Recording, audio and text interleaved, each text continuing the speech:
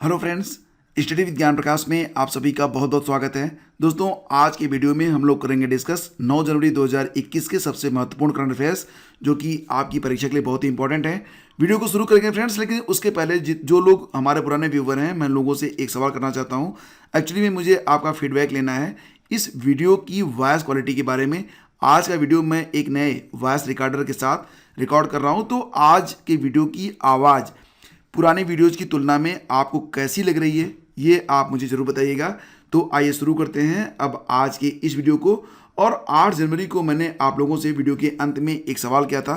Question ये पूछा गया था कि उत्तर प्रदेश के आगरा ज़िले में रुई की स्वदेशी किस्म की बुआई का उपयुक्त समय कौन सा होता है, जिसका सही जवाब था ऑप्शन ए। आप लोगों में से बहुत सारे लोगों ने इसका सही जवाब दिया था, सभी को बहुत सारी बधाई। और फ्रेंड, जो लोग इसका आंसर नहीं देते हैं, मैं उन लोगों से यही कहना चाहूँगा कि जो भी क्वेश्चन मैं आप लोगों से पूछता हूँ उसका आंसर आप जरूर क्या करें।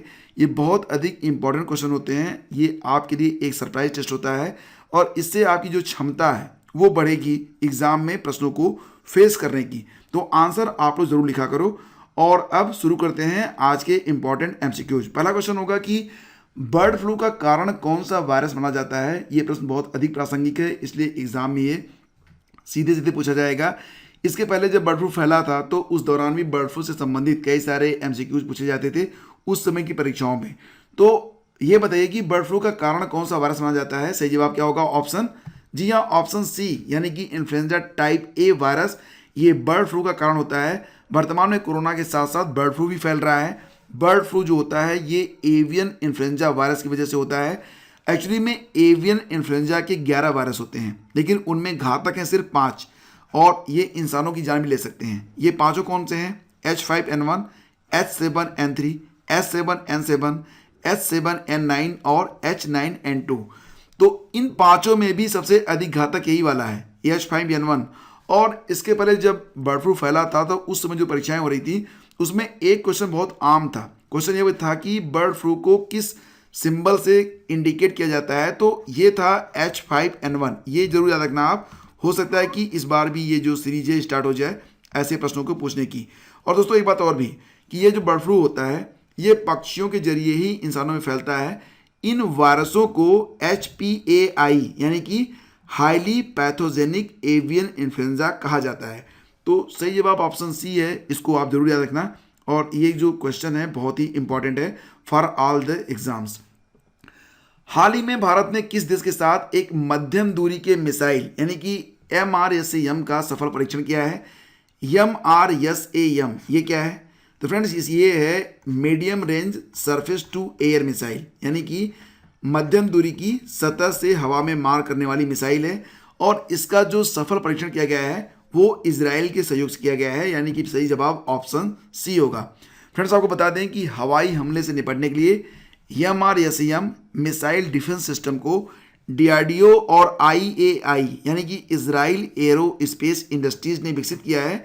यह मिसाइल 50 से 70 किलोमीटर तक मार करने में सक्षम है और हवाई हमलों के खिलाफ सुरक्षा देने में पूरी तरह से सक्षम है। Medium range surface to air missile, that is MRSAM। दोस्तों, दिसंबर 2020 के संपूर्ण करंट अफेयर्स को एक ई बुक के रूप में बदल दिया गया है और ये ई बुक आप लोगों के लिए उपलब्ध करवा दी गई है। इसको आप खरीद सकते हैं। खरीदने का जो लिंक है वो वीडियो के डिस्क्रिप्शन और कमेंट बॉक्स में मिल जाएगा आपको। किताब आपको महंगी लग सकती है, लेकिन महंगी है नहीं। इसकी कीमत मात्र 49 रुपये है। जो टीम इस पूरी बुक को तैयार कर रही है उनका भी खर्चा चलना चाहिए ना, इसलिए 2 किलो आलू की कीमत समझ लो आप। इसको आप परचेज करोगे तो आपको बहुत अधिक फायदा होगा। कोई भी क्वेश्चन इसके बाहर नहीं जाएगा और जितने भी प्रश्न मैं डिस्कस करता हूँ, जितने भी फैक्ट मैं आपको बताता हूँ, सारे फैक्ट आपको मिलेंगे, यानी कि एक्स्ट्रा आपको कुछ और पढ़ने की आवश्यकता नहीं पड़ेगी। दिसंबर 2020 का ये कंप्लीट करंट अफेयर्स का एक ई मैगजीन है जिसे मैं रेकमेंड करता हूँ कि आपको पढ़ना जरूर चाहिए। खरीद सकते हैं आप मात्र 49 रुपये में। लिंक वीडियो के कमेंट बॉक्स और डिस्क्रिप्शन में आपको मिल जाएगा। स्मॉल फाइनेंस बैंक के रूप में कार्य करने के लिए रिजर्व बैंक से लाइसेंस पाने वाला पहला बैंक कौन सा बन गया है? तो ये क्वेश्चन तो बहुत ही इंपॉर्टेंट है, क्योंकि ये पहला बैंक है जिसे स्मॉल फाइनेंस बैंक के रूप में कार्य करने के लिए रिजर्व बैंक ने लाइसेंस दिया है। और ये बैंक कौन सा है? ये friends Shivalik mercantile cooperative bank. Shivalik mercantile cooperative bank, यानी कि इसको एसएमसीबी के नाम से जाना जाता है। तो ऑप्शन बी हमारा यहाँ पर बिल्कुल करेक्ट है।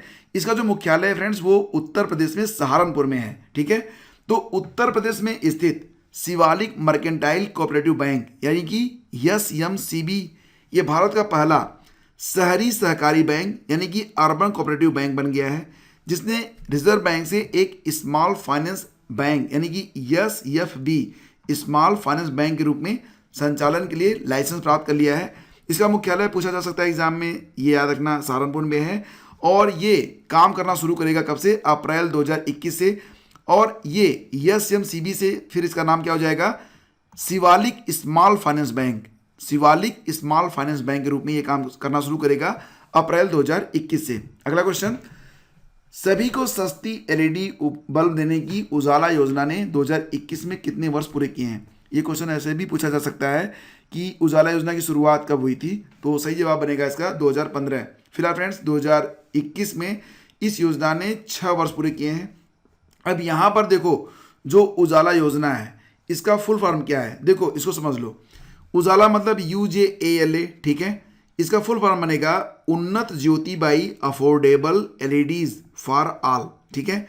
ये भारत सरकार की एक योजना है जिसके अंतर्गत हर घर में रोशनी होगी और बिजली की खपत कम की जाएगी। योजना शुरू हुई थी 1 मई 2015 को और अब तक यानी कि एनर्जी एफिशिएंसी सर्विसेज लिमिटेड ने उजाला पहल के माध्यम से अब तक 36.69 करोड़ एलईडी बल्ब पूरे भारत में इन 6 वर्षों में बांटे हैं, ठीक है। इसको आप याद रखना। अगला क्वेश्चन, वैश्विक आर्थिक संभावना रिपोर्ट 2020 ग्लोबल इकोनॉमिक प्रॉस्पेक्ट्स 2020 किस संगठन ने जारी किया है? IMF, WTO, वर्ल्ड बैंक या फिर यूनेस्को? और सही जवाब है ऑप्शन सी यानी कि वर्ल्ड बैंक के द्वारा ये जारी किया गया है। और दोस्तों विश्व बैंक ने यह भी कहा है कि भारत की अर्थव्यवस्था में वित्त वर्ष 2020-21 में यानी कि जो वर्तमान वित्त वर्ष है इसको EFI से इंडिकेट करते हैं, फाइनेंशियल ईयर, तो इसमें 9.6% की गिरावट आने का अनुमान है। तो फिलहाल तो ये फाइनेंशियल ईयर खत्म होने को है, तो 9.6% की गिरावट इसमें देखी गई है। यह परिवार के स्तर पर व्यय और निजी निवेश में आई कमी को दिखाता है। वहीं अगले वर्ष यानी कि 2021-22 का जो फाइनेंशियल ईयर होगा उस दौरान आपको ग्रोथ देखने को मिलेगी। कितना? 5.4% की ग्रोथ आपको देखने को मिलेगी। विश्व बैंक ने वैश्विक आर्थिक संभावना रिपोर्ट जारी की है, ये जरूर याद रखना आप, बस यही पूछा जाएगा। और ग्रोथ ये सेकेंडरी ये हो सकता है कि ना पूछा जाए, लेकिन ये तो आपको पता होना चाहिए कि वैश्विक आर्थिक संभावना रिपोर्ट। अच्छा ये बताओ कि IMF, WTO, वर्ल्ड बैंक और यूनेस्को का हेडक्वार्टर कहाँ पर है? एग्जाम में ऐसे भी क्वेश्चन आते हैं, तो मैं आपको बता दूं कि IMF का जो हेडक्वार्टर है वो वाशिंगटन DC में है, WTO का ये स्विट्जरलैंड के जिनेवा में है, यूनेस्को का फ्रांस में है, पेरिस में। और बात करेंगे विश्व बैंक के बारे में, इसकी स्थापना हुई थी जुलाई 1944 में। मुख्यालय इसका वाशिंगटन DC में है जहां पर IMF का है। और वर्तमान में वर्ल्ड बैंक के जो प्रेसिडेंट हैं उनका नाम है डेविड मालपास। तो ये भी काफ़ी इंपॉर्टेंट क्वेश्चन है। आगे बढ़ते हैं। निम्न में से किसे दूसरी बार अमेरिकी संसद प्रतिनिधि सभा का स्पीकर चुना गया है? बेसिकली आप इसको ऐसे समझो कि अमेरिकी संसद की नई स्पीकर के रूप में किसे चुना गया है? ये है नैन्सी पेलोसी। ऑप्शन ए हमारा बिल्कुल करेक्ट होगा। इनकी उम्र वर्तमान में 80 वर्ष है और इन्होंने जब पदभार ग्रहण किया तो इन्होंने कहा कि ये अमेरिका के 117वीं संसद का एक बहुत ही अजीब इतिहास है, क्योंकि महिलाओं को मतदान का अधिकार मिलने के करीब 100 साल के बाद यहाँ रिकॉर्ड 122 महिलाएं चुनकर पहुंची हैं। रिकॉर्ड 122 महिलाएं हैं वर्तमान अमेरिकी संसद में, जो कि क्रम में 117वीं हैं। तो ये भी आपको याद रखना है। आंध्र प्रदेश हाईकोर्ट के नए मुख्य न्यायाधीश के रूप में किसे नियुक्त किया गया है? ये हैं कौन? ऑप्शन बी अरूप कुमार गोस्वामी, ठीक है। आंध्र प्रदेश के जो गवर्नर हैं, राज्यपाल, क्या नाम है उनका? विश्वभूषण हरिचंदन। तो विश्वभूषण हरिचंदन जी ने विजयवाड़ा में आयोजित एक संक्षिप्त कार्यक्रम में न्यायमूर्ति गोस्वामी को पद और गोपनीयता की शपथ दिलाई है। तो इतना याद रखना कि आंध्र प्रदेश हाईकोर्ट के जो नए मुख्य न्यायाधीश हैं वो नियुक्त कौन किए गए हैं? अरूप कुमार गोस्वामी। अगला क्वेश्चन, हाल ही में किस देश ने वर्ष 2015 के परमाणु समझौते का उल्लंघन करते हुए एक भूमिगत इकाई में 20% तक यूरेनियम संवर्धन का काम शुरू किया है? और ये काम कर सकता है कौन? पाकिस्तान, चीन, ईरान, यूएई। तो ऑप्शन सी इसका बिल्कुल सही है।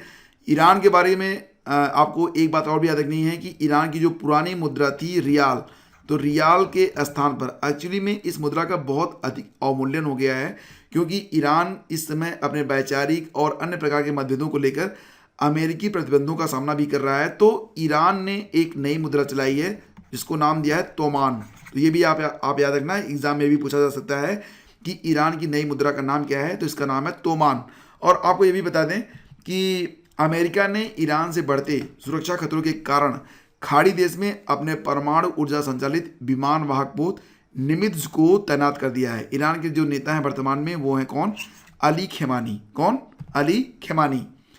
हाल ही में खेलो इंडिया आइस हॉकी टूर्नामेंट का शुभारंभ कहां पर किया गया? खेलो इंडिया आइस हॉकी टूर्नामेंट, इसका शुभारंभ किया गया कहां पर? केंद्र शासित प्रदेश लद्दाख के कारगिल में। तो लद्दाख के कारगिल में इसका शुभारंभ हुआ। अगला क्वेश्चन आपसे यह भी पूछा जा सकता है कि इस खेलो India ice hockey tournament shipment को किसने जीता है? फिर फ्रेंड्स आपको ये बता दें कि लद्दाख के चिकटन में खेलो इंडिया आइस हॉकी टूर्नामेंट का आयोजन हुआ और यह पहला मौका था जब चिकटन की महिला टीम कारगिल जिले में खेले जा रहे खेलो इंडिया गेम्स में भाग ली। टूर्नामेंट में चिकटन के विभिन्न गांवों से भाग लेने वाली 13 टीमें हैं, जिसमें 11 पुरुषों की टीमें थी और 2 महिला टीमें शामिल थी। अगला क्वेश्चन बहुत इंपॉर्टेंट है, ध्यान से देखो। खेलो India ice hockey tournament championship में किसने, मतलब खेलो India ice hockey tournament championship को किसने जीता है? सही जवाब होगा लद्दाख स्काउट रेजिमेंटल स्टोर ने। और उप विजेता कौन बना?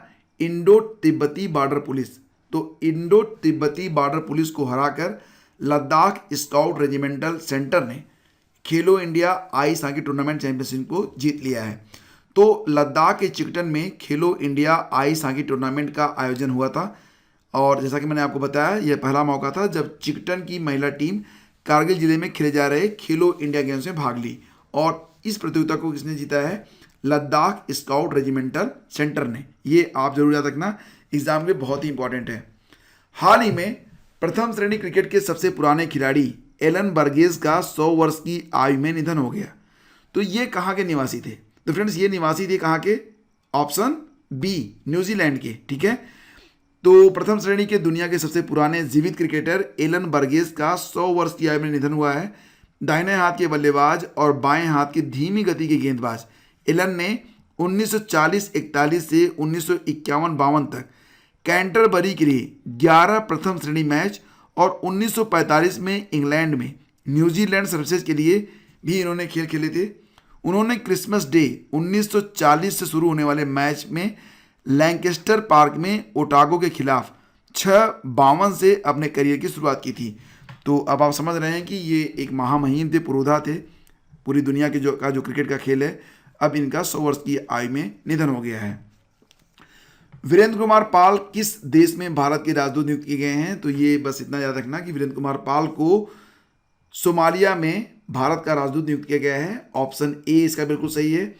और एक किताब आई है India's 71 year test the journey to triumph in Australia. ये किताब किसने लिखी है? सही जवाब है ऑप्शन बी, आर कौशिक के द्वारा ये किताब लिखी गई है। और इसका विमोचन किसने किया है? मशहूर भारतीय क्रिकेटर रवि शास्त्री के द्वारा इसका विमोचन किया गया है। 2023 में होने वाले एशियन फुटबॉल कॉन्फेडरेशन कप यानी कि AFC कप ये किस देश में आयोजित होगा? तो याद रखना कि ये आयोजित होगा कहां पर? ऑप्शन सी यानी कि चीन में। बात करते हैं एशियन फुटबॉल कॉन्फेडरेशन कप के बारे में। तो इसकी स्थापना हुई थी 8 मई 1954 को। हेडक्वार्टर मिलेगा आपको मलेशिया में। अध्यक्ष हैं शेख सलमान अल खलीफा, CEO हैं डॉक्टर विंसर जॉन। और इसका मोटो क्या है? 1 एशिया 1 गोल। 1 एशिया 1 गोल। बढ़ती हुई बेरोजगारी को कम करने के लिए लॉन्च पैड योजना किस प्रदेश ने शुरू की है? लॉन्च पैड योजना, तो फ्रेंड्स ये योजना शुरू की गई है ऑप्शन बी, मध्य प्रदेश के द्वारा। तो ये भी आपको याद रखना है। एशिया प्रशांत में गूगल क्लाउड के नए प्रमुख कौन बने हैं? तो दोस्तों ये हैं ऑप्शन सी, करण बाजवा।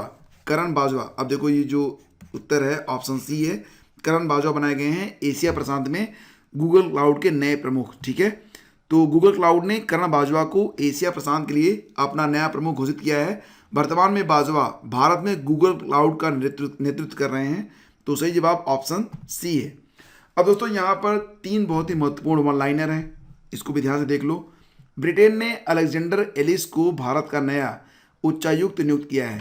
अलेक्जेंडर एलिस ये ब्रिटेन के नए उच्चायुक्त हैं जिनकी नियुक्ति भारत में की गई है। दिव्यांगजन शादी प्रोत्साहन योजना उत्तर प्रदेश सरकार ने शुरू की है। इसमें दिव्यांगों को विवाह करने के लिए कुछ आर्थिक मदद दी जाती है। और रिचर्ड शार्प ये बीबीसी के नए अध्यक्ष चुने गए हैं। तो ये तीनों काफ़ी इंपॉर्टेंट है। अब आज का प्रश्न, पृथ्वी पर कितने प्रतिशत ताज़ा जल की उपलब्धता है, मतलब पृथ्वी पर कितने प्रतिशत ताज़ा जल उपलब्ध है? तो 20%, 30%, 3% या फिर 5%। जो भी इसका सही जवाब है इसको कमेंट करके आप जरूर बताइएगा। सही जवाब मिलेगा आपको 10 जनवरी के वीडियो में। तो मिलते हैं आपसे अगले वीडियो में। चैनल को अगर आपने अभी तक सब्सक्राइब नहीं किया है तो सब्सक्राइब कर लेना, बेल आइकन को जरूर दबाना ताकि आने वाले वीडियोज आपको बहुत ही सरलता के साथ उपलब्ध हो सकें। Thank you so much, have a great day. जय हिंद।